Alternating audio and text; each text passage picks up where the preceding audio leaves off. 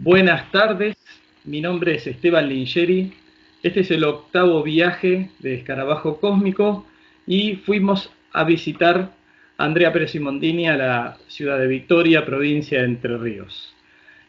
Bueno, Andrea, muchísimas gracias por recibirnos antes que nada. Un placer, un gusto enorme estar acá con ustedes ahí en esa tarde lluviosa, te decías, ¿no? Así que bueno, muy buenas tardes, Andrea. Bueno, gracias Esteban. La verdad que estoy muy contenta de poder estar en uno de tus viajes cósmicos con el escarabajo, que es algo muy afín a mí, además porque de chica más joven, con mi hermano Marcelo tuvimos muchos años un escarabajo, así que es parte de nuestra vida y entiendo perfectamente tus sentimientos, así que somos compatibles en ese sentido. Así que estoy muy contenta, la verdad. Bueno, qué alegría. Y la verdad que, bueno, llegamos al viaje 8, número 8, al octavo viaje, casi como el octavo pasajero, que también tiene algo de vinculación Sí. con todo este tema que tanto a mí me fascina y a vos sé que ni hablar. Pero bueno, me gustaría hablar antes que nada por el tema para, después vamos a ir hablando quizá de otros temas, pero bueno, vos sos la directora de Sephora, ¿no? Mucha gente ahora ha escuchado nombrar de Sephora, precisamente por las noticias, ahora ni bien arrancó la cuarentena, por ahí que tomó un poco de publicidad en los diversos medios. Pero bueno, para la gente por ahí no está tan al tanto, que tengo algunos amigos que recién se están enganchando con esto, que capaz que muchos ni siquiera habían mirado al cielo. ¿Qué es Sephora y cuál es su objetivo? Bárbaro, excelente pregunta porque es algo que siempre tenemos necesidad de aclarar. Sephora es la Comisión de Estudio del Fenómeno OVNI en la República Argentina y es una organización que se nutre de investigadores del fenómeno OVNI, de campo civil, de autoridades militares, científicas, personas afines a la temática que tienen interés, con el único objetivo, Esteban, de solicitarle al gobierno a través de sus distintas instituciones como el Ministerio de Defensa, el Ministerio de Seguridad, organismos científicos o institucionales, la desclasificación de todo aquello que sea catalogado como fenómeno aéreo anómalo, ovni, fenómeno aéreo inusual o cualquier concepción que hable de algo, de una extrañeza aérea, incluyendo hasta fenómenos meteorológicos extraños. La idea es que podamos tener como ciudadanos accesos a todas esas investigaciones oficiales, ponerlas a la luz de la opinión pública y después de que cada quien haga lo que quiera con el proceso de la información que esos documentos tienen. Así que bueno, estamos muy contentos porque hace poquito, en abril, cumplimos 10 años como organización y a pesar que parece que lleva mucho tiempo, somos de las organizaciones a nivel internacional que más rápido han logrado de alguna manera el reconocimiento de documentación por parte de alguna fuerza y ahora más a nivel institucional ya del Ministerio de Defensa y de Seguridad. Bien, bien, muy bien. Clarito, sí. Yo también creo, bueno, como la mayoría por ahí de los que hemos alguna vez firmado una planilla de Sephora, que es importante que esa información que quizás esté archivada y clasificada, que se dé a conocer, porque entiendo que el fenómeno ovni, por llamarlo en su término más genérico, eh, es un fenómeno que merece la pena ser estudiado precisamente por lo que vos decías. Desde por ahí, si querés, los militares que pueden llegar a tener algún interés en cuanto a la seguridad nacional, y para mí el más importante es a nivel científico, ¿no? En todas sus facetas, en todas sus ramas, creo, de la ciencia, me parece que sería más que interesante poder descubrir que es un fenómeno que evidentemente existe ese fenómeno, ¿no?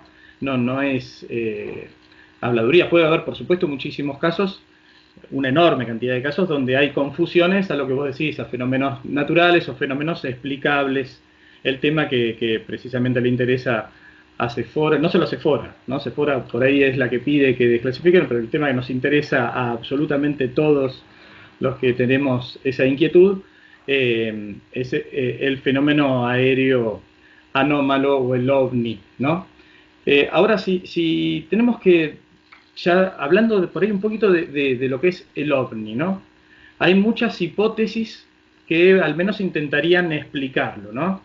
La otra vez habíamos estado hablando con Luis Anino, hablamos por ahí, yo pregunté un poquito por el tema de los metamateriales, que quizás sea una de las patas que podría sostener la hipótesis extraterrestre, ¿no?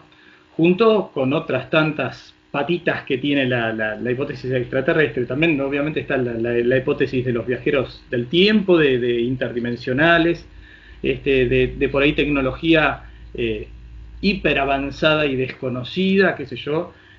También capaz que hay un montón de esas cosas juntas. Puede ser también que haya alguna visita extraterrestre interdimensional de otros tiempos, qué sé yo. Me parece que es muy amplio, ¿no?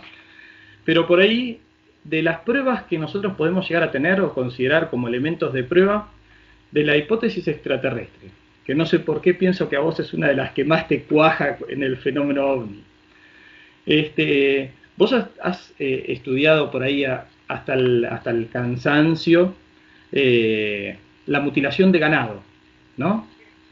Que por ahí acá nosotros en la zona de Bahía Blanca también hemos tenido muchas denuncias de ese tipo bueno, de las mutilaciones, que parece ser que son bastante homogéneas, ¿no? Si vos me podrías más o menos describir un poco a qué se refiere uno cuando habla de mutilación de ganado, y cuáles son también, porque entiendo que para cada patita de estas hipótesis hay un montón de otras cuestiones que se tienen que dar para llegar a la conclusión de que esto es mutilación de ganado y no es un ave carroñera que se hizo de un animal muerto de forma natural, por ejemplo, o etcétera. Eh, Vos que has estudiado mucho el tema, ¿qué nos podrías contar un poco de por ahí de la mutilación de ganado? Bueno, en principio es importante que le mostremos a la gente por qué nosotros que investigamos OVNI investigamos la mutilación de ganado, de la misma manera que cuando aparecen círculos o marcas en los campos o en los pastos, en la vegetación, es porque hay un testigo que refiere haber visto una luz en el lugar de la aparición de estas cuestiones, ¿no? Entonces, eso lo catalogamos como fenómeno asociado al fenómeno OVNI. Dicho esto, en la Argentina, a partir del 2002, en abril del 2002, a partir de la denuncia de un productor, Marcelo de Peroy, en la localidad de Saliqueló, provincia de Buenos Aires, ahí bastante cerquita de donde estás vos, ante la aparición de esta muerte de su ternero con las características ya hoy muy conocidas, el corte en herradura, la falta de sangre, extracción de órganos, etcétera, y desconfiando de lo que le dice su propio médico veterinario de la estancia, llama al SENASA. Y ahí es donde interviene el doctor Daniel Velot, que es el titular del SENASA de Saliqueló, en la provincia de Buenos Aires, que además tiene mucha experiencia sanitarista, un veterinario de campo abierto, así que enseguida que vio ese animal, pudo entender que había elementos como patrones de corte, elementos de extracción que eran bastante difíciles de explicar, y él lo que hace es dar un informe a sus máximas autoridades provinciales, a lo cual no recibió ningún tipo de contestación. Entonces ahí es donde además entramos en escena como investigadores porque Daniel Velot da con varios informes, entre ellos uno que es del NIST, del National Institute Discovery Sense, que en ese momento era una organización que se dedicaba en Estados Unidos hace ya muchos años, hoy ya no existe más, ¿no? Pero mirá qué interesante la conectividad que te voy a dar. En su momento esa organización estaba financiada por un empresario aeroespacial que era Bigelow, Robert Bigelow, hoy muy famoso y conocido, pero te estoy hablando de los años 89, 90, 91, donde ya esta gente financiaba investigaciones en el Skin Ranch con el mismo tópico, digamos. Y nos encontramos en Argentina con parámetros idénticos, por lo cual teníamos elementos sustantivos como casos asociados, porque los testigos referenciaban no solo el avistamiento de luces y la aparición de la muerte de estos animales, sino con efectos físicos significativos, marcas en los campos de tipo circular, faltante de agua en los tanques australianos y corte de luz en los pueblos. Así que teníamos como un combo importantísimo de estudio, con lo cual nos llevó de cabeza a investigar estos fenómenos. En términos de investigación ya de laboratorio, hoy, habiendo pasado tantos años y trabajando codo a codo con investigadores tanto de la Policía Rural o de Abigeato como fundaciones, ahí, por ejemplo, yo trabajé muy fuertemente con Carrizo Fierro, que era el presidente de la Fundación Agavisa, que es ahí de tu zona, donde pusieron a disposición todo su staff de veterinario y reportaron casos tremendos en sus propios establecimientos, y además la Universidad de La Pampa, Nacional de La Pampa, que estuvo Alberto Pariani, que en ese momento estaba en la Dirección de Ganadería de La Pampa, hoy es el gerente de la fundación de la Universidad, de la Facultad de Veterinaria de General Pico, y junto también en su momento con el doctor Julio Carfagnini, que era la máxima autoridad en patología animal de la Argentina, hoy ya jubilado,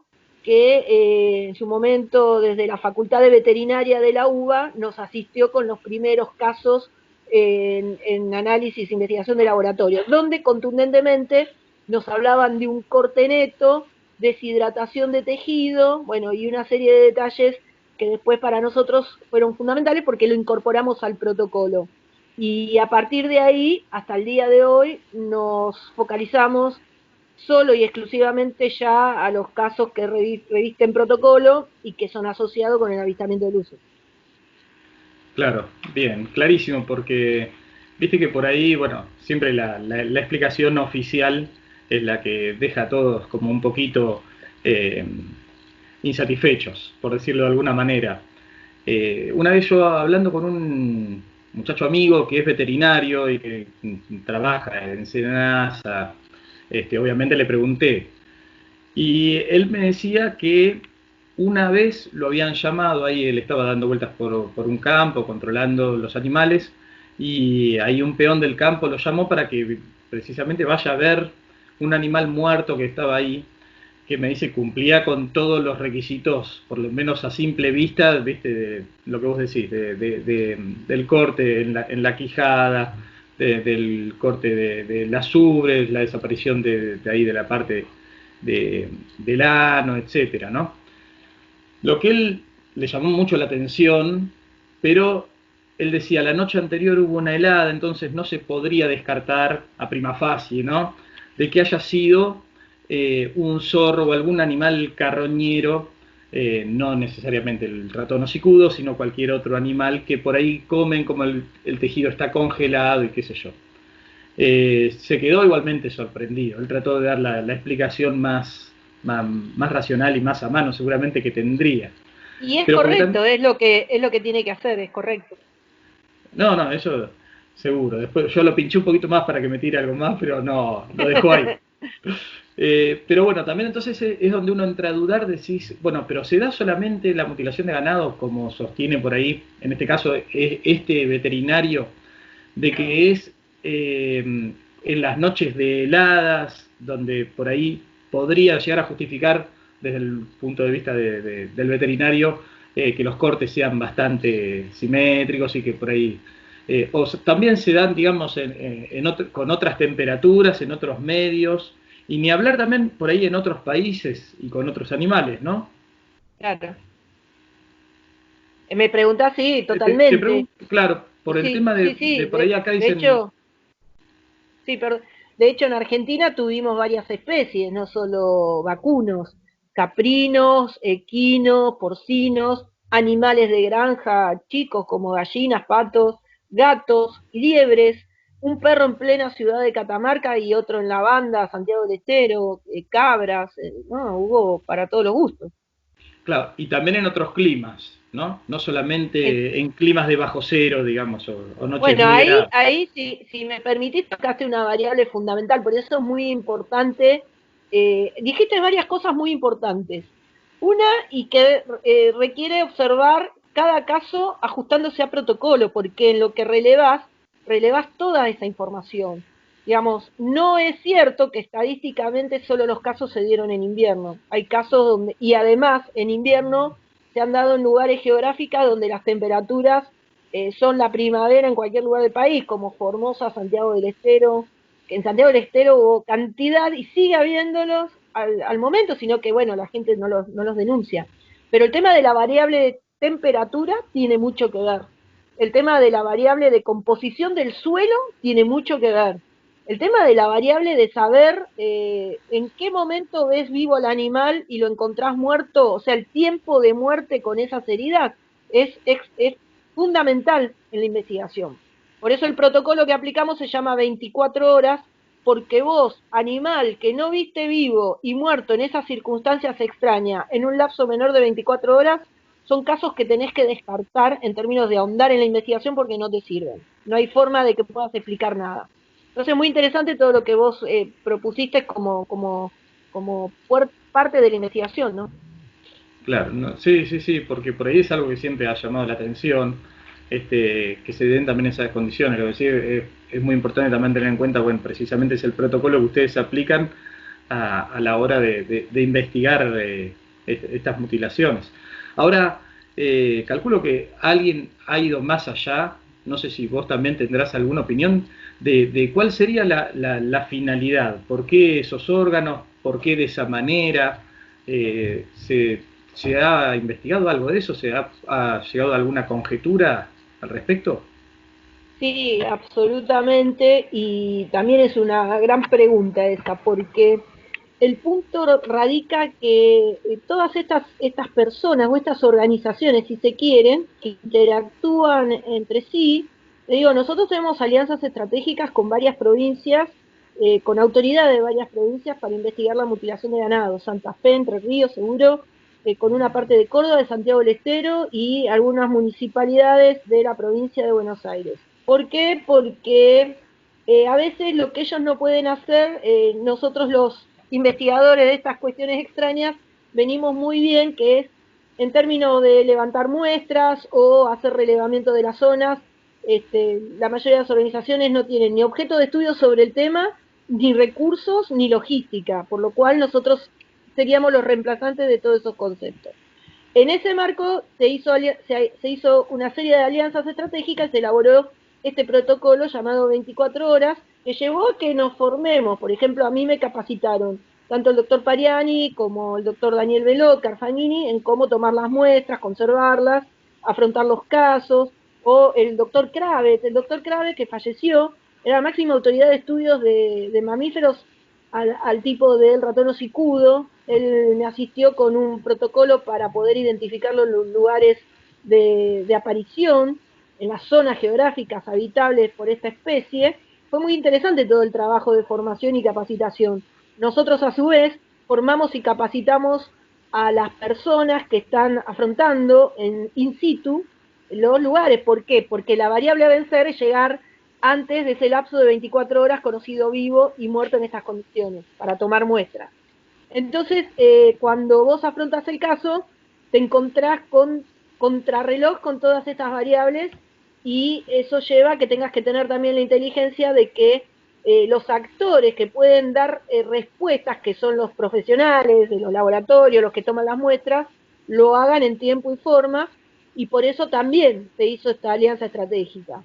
Y hoy por hoy, la policía rural, el vigilato de estas provincias o estas localidades, junto con los veterinarios y junto con los investigadores que participan en los peritajes, automáticamente asisten y tratan de tomar las muestras, y ahí es donde aparece otro tema que es fundamental. De todas las denuncias que vos has visto, que son increíblemente en cantidad, yo te puedo asegurar que solo el 2%, 2 o 3% entraron al laboratorio en tiempo y forma de protocolo, por lo cual el tema no tiene piso estadístico para ser evaluado. Simplemente son hipótesis circunstanciales. Lo único que se ha podido lograr es que el equipo del doctor Pariani, a partir de los casos que ellos afrontaron fuertemente en aquella época del 2002, 2003, 2004, en la provincia de La Pampa, encontraron una nueva técnica quirúrgica a partir del fenómeno de la mutilación de ganado, menos invasiva a la hora de la extracción de obstrucciones en la vía respiratoria del ganado. Así que eso fue como un aporte superador. Sí, Pero todavía hay mucho para avanzar al respecto, ¿no? claro, hay mucho por descubrir. Sí, yo creo que es un tema que no termina, por supuesto, nunca de estar claro ni para qué lo harían, porque bueno, obviamente no podemos saberlo. Sí especular al respecto, pero no saberlo. Y por ahí los medios de comunicación alguna vez han dicho volvió el chupacabras a la zona y qué sé yo. La otra vez estábamos en la radio nosotros hablando también del tema y por ahí el año pasado y surgió ahí un intercambio de opiniones con respecto a ver si estabas hablando de lo mismo cuando hablas del chupacabra o de la mutilación de ganados. Eh, Exacto. Porque ¿estamos hablando de lo mismo o es otro fenómeno? Es otro fenómeno, sin lugar a dudas. El fenómeno, y de hecho se identifica, sí, el fenómeno chupacabra y el fenómeno de la mutilación de ganado. El fenómeno chupacabra es una incisión que quizá podemos marcar referencia geográfica que en Puerto Rico, que ahí el amigo Jorge Martín ha investigado innumerables episodios de la aparición del chupacabra, y el otro lugar, por referencia en América del Sur, te diría que es Calama, el norte de Chile, en la década de los 90, donde Jaime Ferrer era el investigador asistido por Sánchez Osejo, un investigador cubano radicado en Miami, fallecido ya, que él ha hecho un libro, te lo recontra recomiendo, Esteban, que es habla de los casos y las tipologías de criaturas extrañas en torno a los casos de muerte de animales, entornos extraños, ¿no? Bueno, y ahí se han hecho investigaciones muy interesantes, pero la característica general que los aúna es la incisión, primero el ataque era animales pequeños de granja, aparecían con una incisión a la altura del cuello, la yugular, y con extracción total de sangre. No había cortes ni ningún tipo de otra cosa, y venía asociada a la aparición de una criatura antropomórfica, bípeda, cuadrúpeda, con cuernos, alas, a veces con garras, que saltaba, que caminaba. El cambio de la mutilación de ganado son cortes netos, claramente, extracción de órganos y una cantidad de hechos quirúrgicos muy trascendentes. Bien, entonces lamento no haber apostado nada porque les dije a Rafa y a Salvador que no era lo mismo. Pero bueno, este, bien, y claro, también ahí que vos justo nombrábamos al supuesto personaje, ¿no? A este chupacabras. Con respecto a la mutilación de ganados, no hay testigos de haber visto quién, digamos, el sujeto que pudo haber provocado las mutilaciones, o en algún caso ha visto, la gente ha denunciado que ha visto algún ser o alguien como sospechoso de la mutilación. Sí. Mirá, en nuestro equipo de los casos que investigamos, yo no. Después la gente, bueno, me ataca porque digo estas cosas, pero bueno, debo ser la persona que más animales vio en todo el país, sin lugar a duda. Me he viajado todo el territorio argentino, de norte a sur, de este a oeste, y no solo con mamá, sino en muchas oportunidades con otras personas, con otros colegas que participaron en la investigación. Y la única referencia de testigos que te puedo dar nosotros, no sé otros colegas, no he leído nada al respecto tampoco, son testigos auditivos en tres casos.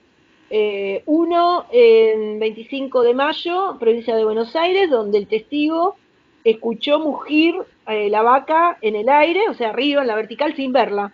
Y era una vaca de su cuadro y apareció muerta y mutilada en el campo vecino, en el cuadro lindante al casco de la estancia.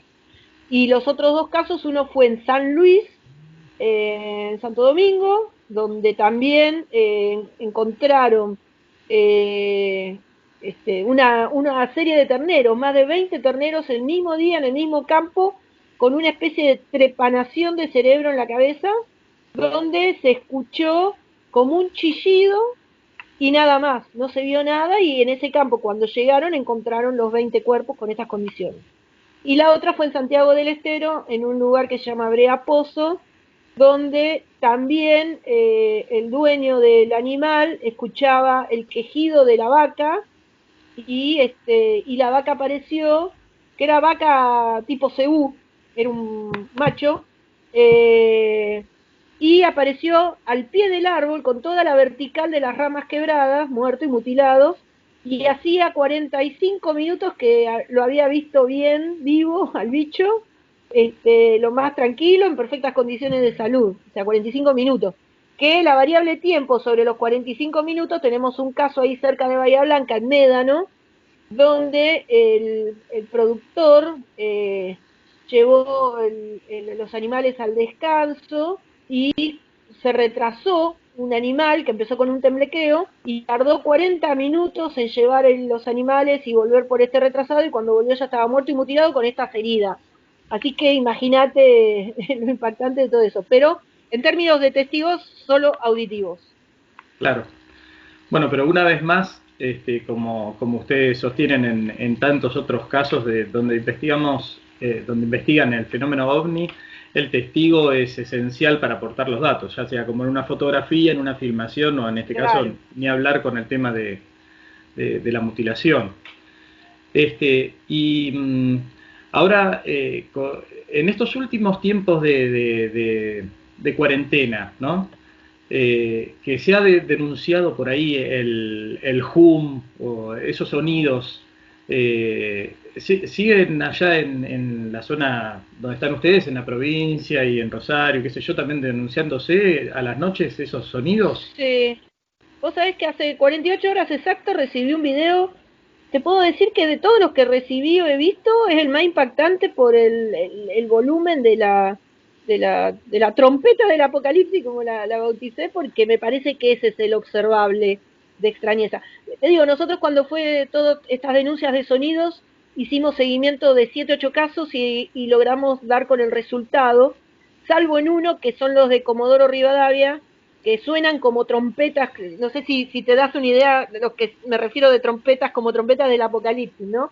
Sí, Todos sí. los demás pudimos identificarlos con bocina de buques, aterrizaje y despegue de aviones Hércules, y otras, unas máquinas de unos empleados municipales en Rosario que limpiaban la costanera con esas máquinas que soplan, que ante el silencio repercutían tremendamente. O sea, hemos logrado discernir varias de esas intrigas, digamos, pero este tipo, realmente, tipo trompeta del apocalipsis, para mí todavía no tienen ningún tipo de explicación. Claro, todavía es un sonido no identificado, digamos. Exacto. Claro, porque también, bueno, como pasa con todo, también es como que la gente ahora, que es lo que vos decís, por ahí ahora hay un silencio por el tema de la cuarentena, de un cese de actividades a nivel general, que por ahí se escuchan ruidos que antes también eh, existían, pero estaban por ahí de alguna manera tapados, camuflados con otros ruidos. Pero bueno, es interesante también eso, porque por ahí yo también, viste, uno escucha por internet y por ahí los diferentes grabaciones eran diferentes ruidos, entonces decís, probablemente sean también diferentes fenómenos. Eh, son, Puede ser, puede ser, digamos, se mezclaron, se conjugaron, creo, las dos cosas, ¿no? Vos pensás que al día de hoy tenemos todavía limitadísima todas las operaciones aéreas, no hay vuelos, hasta nuevo aviso, creo que hasta septiembre, con suerte. Por lo cual lo único que vuelan los cielos son los aviones privados, mayoritariamente de los gobernadores o de las autoridades nacionales sanitarias, o nacionales, los helicópteros, drones que hacen escaneos de las zonas y de control de seguridad, y no mucho más, por lo cual, si bien como hay apertura en algunos lugares más que en otros, pero todavía el silencio es bastante impactante a la noche, porque la gente real, después de las 8 de la noche, creo que las calles se convierten en el silencio lúgubre, si se quiere, ¿no? claro, Entonces todos los ruidos se multiplican, eso es cierto. Mira, con mamá hacíamos una experiencia acá con el colectivo que pasaba, que trabajaba hasta determinada hora de la tarde, y ya ahora en invierno oscurece, y el ruido de la frenada o el pito a la mañana muy temprano del camión de basura que pasa a las 6 menos cuarto de la mañana, no sabés cómo se escuchaba, pero de cuadras. Te aseguro que nunca lo escuché. Entonces, todo se magnifica y se potencia ante el silencio y la quietud. Eso ha pasado, y bueno, y además la gente también está más atenta a observar y a escuchar, ¿no? Porque no tiene nada que hacer básicamente, pero bueno, claro, esas combinaciones fueron como mortales. sí, sí, sí. Bueno, yo no sé si ustedes por ahí, ahí precisamente en la zona de Victoria, están muy acostumbrados a ver luces las famosas luces que entran y salen ahí de los ríos y de las zonas, pero ¿se ha incrementado ahora o sigue? Me imagino que seguirá, ese movimiento es casi constante, ¿no? De entrar y salir luces o de ver pasar luces. ¿Cómo está hoy, digamos, el movimiento en Mirá, el cielo de Victoria? justamente está siendo testigo que vino Sebastián Rojas, que seguramente me viene a contar otro caso, ¿o no? ¿O sí? No, del mismo. Tuvimos hace poquitos días esos casos que nos gustan, que es la aparición de un objeto lumínico, una luz, no objeto, saquemos la palabra objeto porque realmente no es la descripción. Una luz en la zona de Laguna del Pescado, donde un testigo, un joven que hace transporte de pasajeros, estaba regresando a su casa y cuando toma el camino rural se encuentra dando una curva con esta luz casi al ras del piso. La luz asciende pasando la altura del árbol, el auto se le detiene, se le apaga la luz, la radio, todo, y cuando está arriba lo enfoca, bueno, la persona, el testigo se pegó un flor de susto y corrió campo traviesa hasta la casa unos 500 metros. Después de un rato, cuando llega, le comenta a la, bueno, toda la familia va al lugar y encuentran el auto parado, lógicamente, no encuentran la luz ni nada, pone en marcha el auto y el auto arrancó de lo más bien. Y andaba la radio, las luces, todo, y no encontraron nada. Este tipo de casos, ahora de cercanía, están apareciendo en los relatos. Tenemos otro relato acá también cerca de Antelo, muy parecida, de una luz que siguió una camioneta, y que es un testimonio muy común en la zona. Y bueno, la bronca que tenemos es que no podemos salir porque son todas en zona rural que tenemos que tomar ruta. Y el otro día que quisimos ir, casi nos sacan el auto, tuvimos que utilizar todos nuestros argumentos. Claro, sí, sí. No, no, aparentemente no hay un permiso para ir a investigar ovnis todavía que esté No, no, vigente. no. Tenía un permiso, pero el problema, tenemos permiso porque yo trabajo en la comunicación. Entonces, pero sabían que íbamos al campo a ver el tema de los ovnis. Entonces nos mandaron para casa sin más remedio. Claro, gire 180 grados y marche nomás. Exactamente. Andrea, bueno, no te quiero quitar mucho más tiempo tampoco, está ahí Sebastián ansioso también para seguir contándote, pero eh, todos los años que vos llevás investigando, ¿no? Este fenómeno, y bueno, tu mamá también, ¿han ido pasando ustedes al evaluar las diferentes hipótesis, digamos, que mencionábamos antes, respecto de lo que puede ser precisamente eso, que esta luz que estamos hablando, de si es... ¿por qué terminás, digamos, inclinándote? Si es que por ahí te has inclinado más sobre una hipótesis que sobre otra, ¿no? ¿Han descartado la hipótesis interdimensional o de viajeros en el tiempo? ¿O por ahí sigue estando también ahí sobre la mesa? No, mira, yo persigo la hipótesis extraterrestre porque a lo largo de los años y por acumulación de evidencias, de testimonio y experiencias, creo que es la más fortalecida. Eh, Eso no impide que, yo no estoy tan de acuerdo que sean hipótesis diferentes. Para mí, yo siempre defino que el fenómeno es como una especie de camioneta 4x4. Digamos que así como parto de la base real de que vienen de otros sistemas o otros planetas o como quieras llamarlo, tienen la capacidad tecnológica para desarrollar. Porque, por ejemplo, hablamos de los universos paralelos, digamos, es una cuestión puramente física, digamos. Si hay alguien que desarrolló tecnología o desarrollo de conceptos que todavía nosotros no entendemos o no dominamos, probablemente si alguien lo domina pudiera hacer eso, digamos, interactuar entre distintos planos, viajar en el tiempo por un marco temporal diferente al que entendemos. De hecho, los agujeros de gusano, los agujeros negros, son hoy parte del más importante estudio de los astrofísicos y los astrobiólogos. Hablamos hoy como nada de las zonas habitables y hace 10 años, yo tengo una experiencia muy linda que una vez le hicieron una entrevista un periodista muy conocido sanjuanino a mamá junto con él, que era director del Observatorio Leoncito de San Juan, que era una eminencia, no me acuerdo el nombre del señor, astrónomo. Y mi mamá ya le hablaba, que esta entrevista debe haber sido en 1997, por ahí.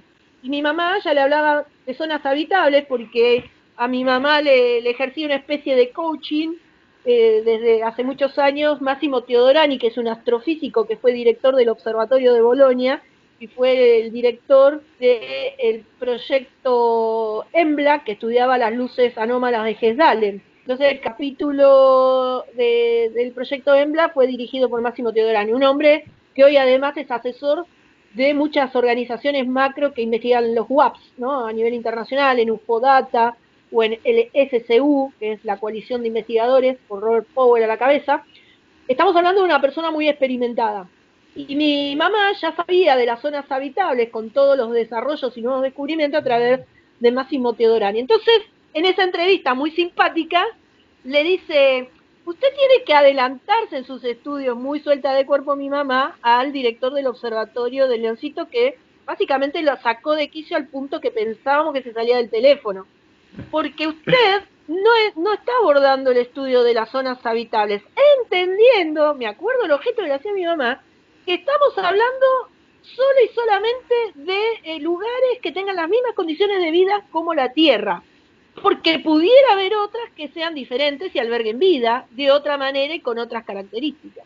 Bueno, el hombre le dijo, señora, vaya a cocinar, deje de hablar tonterías, vaya a lavar los platos. No sé la barbaridad que le dijo. Bueno, hoy estamos ante todos los días, de hecho hace menos de un mes se anunció el descubrimiento de un planeta de zona habitable, el más cercano a la Tierra, a no sé cuántos años luz. Ok, entonces, fíjate vos qué interesante. Y tengo otro ejemplo que para mí es muy significativo. Mi abuelita murió con 102 años casi. Un día, antes de fallecer, yo tengo una prima que vive en Brasil, en Nuevo Hamburgo. Es un dato simpático, pero que marca lo que te quiero decir. Y le digo a mi abuelita, cuando la voy a visitar, le digo, abue, ¿te quiere saludar Gaby, mi prima? Pero ¿y cómo, querida? Está muy lejos, le vamos a llamar por teléfono. No, la vas a ver, le digo. ¿Y cómo puede ser que la vea? Me decía mi abuela. La vamos a ver porque vamos a hacer una llamada por Skype. Estoy hablando hace 4 o 5 años. Y bueno, y mi abuela, o sea, es que no se sorprendió porque vio por primera vez el uso del Skype con mi prima. Te estoy hablando cuando el Skype recién se iniciaba. Sino que hizo una reflexión muy interesante. Me dice, qué increíble. Yo vi el nacimiento prácticamente de la radio, de la televisión blanco y negro, de la televisión a color. Me decían que el hombre iba a la luna y se reían mucho y vi cuando el hombre llegó a la luna. Y ahora, cuando me decían que algún día nos íbamos a conectar con el reloj y se iban a salir las imágenes, ahora yo puedo hablar y ver a mi nieta. Y de eso se trata, tiene que ver con la evolución científica y tecnológica. Entonces, para no hacerlo tan largo, creo que es un buen ejemplo de que nosotros mañana pudiéramos recibir a unas personas que sean mi yo en el futuro o de otro lugar y yo ser mi abuela, que estaría asombrada. A diferencia que tenemos tal nivel de información hoy incorporado que nada nos asombraría. Sí, hoy pareciera. Seguramente va a haber muchas cosas que nos asombran, pero sí, es verdad, es lo que vos decís. André, el año pasado que nosotros fuimos al Congreso de Victoria, que bueno, estaban nada más ni nada menos, aparte de todos los conferencistas que realmente estuvo buenísimo. Por eso este año también íbamos a ir, bueno, iremos en diciembre, si Dios quiere. Si Dios quiere, vamos a ver. Ahí, porque hablando, viste, si yo te hiciera preguntas, bueno, a ver, para seguir manteniendo la hipótesis extraterrestre, que por supuesto fue la que desde chiquito siempre quise, de la que me agarré, como he dicho en alguna otra oportunidad, capaz que hasta caprichosamente, pero es como que si viene un ser, prefiero que sea extraterrestre antes que interdimensional, no sé por qué. Pero, por ejemplo, estaba Travis Walton, ¿no? Que para mí, viste, después de haberlo visto en el cine la película, ver a Travis Walton ahí, bueno, aparte de que nos sacamos una foto bien cholulo y todo, como por ahí me surge Realmente me parece que el testimonio de Travis Walton está bien, está el que puede no creerle, ¿no? Pero de los que sí le creemos, me parece que es un caso, una prueba precisamente irrefutable de la visita extraterrestre a nuestro planeta, ¿no? Porque eso aparentemente no sería otro, no serían destinatarios de otro lugar, o sea, originarios de otro lugar, ¿no? Claro. Yo no sé si vos tuviste alguna charla también con Travis Walton que se pueda llegar a comentar, que te haya brindado algún otro detalle que dio fuera de eso. Este, Mira, pero, no sé pero si en la cosa fina todos queremos saber realmente, digamos, porque más allá de que creemos en las teorías, en la hipótesis o indagamos en la hipótesis extraterrestre como para probarla, en realidad cuando te encontrás con personas que dicen y que crees además que aportan elementos evidenciales lo suficientemente fuerte como para ser creíbles, como el caso de Travis, eh, en términos personales, no sé, pero pienso que te pasará lo mismo que a mí, porque a mí me agarró el mismo nivel de cholulismo. Yo no podía creer que después de ver tantos años Fuego en el Cielo, estaba ahí hablando con el tipo, comiendo con el tipo y haciendo una vigilia en el Cerro de la Matanza con el tipo. Entonces, en ese marco, cuando vos estás con una persona que crees que pudo haber tenido realmente, este sí tiene la posta, estuvo con los enanitos, ¿entendés? Y le hicieron todas esas cosas. Es como que te sentís más cerca de la evidencia, ¿no? Y en ese sentido yo lo torturé todo el Congreso. Y, y, y creo ser bastante incisiva, porque lo mismo que hice con él, hice con varios que han tenido experiencias de esa naturaleza. Y yo te puedo decir que, a pesar de que el caso me encantaba y que he leído mucho y que, como todos, tenía un sesgo de dudas sobre algunos ítems que hoy te puedo decir con mayor firmeza de que me las aclaró y me satisfizo muchísimo su respuesta. Me satisfizo porque me respondió desde el lugar que menos esperaba, la verdad. En esto que te decís, bueno, a vos te pagaron para decir eso, para tener los derechos de Hollywood y qué sé yo. Y creo que una parte además, porque fue al día siguiente su charla, de la charla esta que te estoy comentando, él lo terminó diciendo una parte en el escenario y a mí me impresionó mucho que dijo, porque yo le dije, mirá que te van a preguntar específicamente a mi pedido si vos inventaste todo eso para tener los derechos de la película. Y él cuando le preguntaron, efectivamente, que lo amo a mi amigo Carlito, este, él contestó, y bueno, en un momento, por el hecho de que lo que se muestra en la película es totalmente diferente a lo que él termina contando, ¿no? Porque en la película demuestran una cosa ficcionada y él, ante ese punto y ese detalle en particular, contestó la verdad. Yo era muy joven y me dejé llevar por la pasión y por todo, y quizá me equivoqué en ese sentido de no haber sido más estricto con el guión. Entonces, que un poco lo entiendo porque muchas veces todos nosotros cuando somos convocados para cadenas de documentales o películas, es una lucha despiadada con los productores que terminan haciendo lo que quieren con tus contenidos y nosotros muchas veces nos rehusamos a participar justamente porque no tenemos garantía de eso y después ves cualquier desastre que te editan y que se va, que no tiene nada que ver con la realidad. Bueno, un poco él contó y dijo eso. Y a mí me resultó muy interesante que lo haya dicho adelante de todos, que me lo haya dicho la noche anterior a mí y que haya tenido un acto sincero en esa respuesta. Porque él podría haberse hecho el tonto y decir, ni siquiera responder si quería, y sin embargo puso énfasis en ese detalle. Por lo cual tengo más convencimiento y siento que realmente estuve al lado de una persona que la pasó muy mal, que eso es otra de las cosas que nos transmitió, y una de las cosas que por ahí no trascendieron, que esta noche también que tuvimos la charla con unos pocos, con mamá, y hablando además él de cara a cara con mamá, al día de hoy él se siente conmocionado porque prácticamente se emocionó hasta las lágrimas cuando ahondó algunos aspectos de lo que había vivido dentro del OVNI, ¿no? Fue para mí muy conmocionante. bien, está, está claro, ¿no? Que Travis vivió algo, que no lo inventó, que por ahí después los detalles que vos decís son de Hollywood, cinematográficos, que en definitiva por ahí son los menos importantes, porque también ahí habló de que por ahí ahora harían una reversión de la película, pero ya más ajustado a lo que fue su experiencia real, y me parece que lo importante no lo termina de cambiar. Excepto mi mamá, que le tiene miedo, me parece, a los extraterrestres, capaz que por la película esa, por ahí no los vería con los mismos ojos. Entonces estaría bueno que precisamente que sea más ligada a la realidad, la próxima película de Fuego en el Cielo, o que exacto. Hay mucha gente que la marcó la película de Travis Walton de Fuego del Cielo y el secuestro de los McPherson. Exactamente, sí, No sí, se la sí. hagas ver a tu mamá la otra, porque esa es peor. No, esa no existe, para mi mamá no existe. Así que, bueno, Andrea, la verdad que te robaría muchísimo más tiempo, pero bueno, está Sebastián ahí que seguramente te tiene que contar algo muy interesante. Por supuesto, por Victoria vamos a seguir viajando.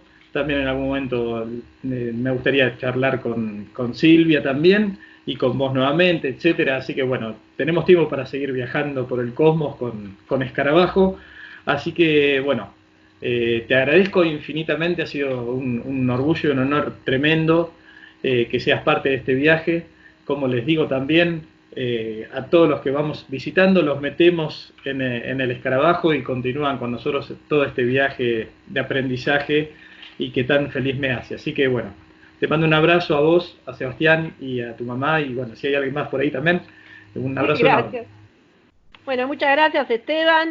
La verdad es que te felicito por esta iniciativa, porque todo además ayuda para dar la mejor información, sobre todo cuando es con actores en términos directos, y estás contribuyendo en forma muy importante a seguir trabajando por la información y no por la desinformación. Así que es un gran hallazgo tu canal y el trato además personalizado que le das al entrevistado, por lo cual contás con nuestro apoyo, nuestro cariño y nuestro agradecimiento también por todo lo que nos acompaña desde hace mucho tiempo. Así que un besote grande y yo me siento muy honrada de haber estado en esta 8ª versión del Escarabajo Cósmico. Muy bien, entonces hasta la próxima, Andrea. Muchísimas gracias. Chao, chao.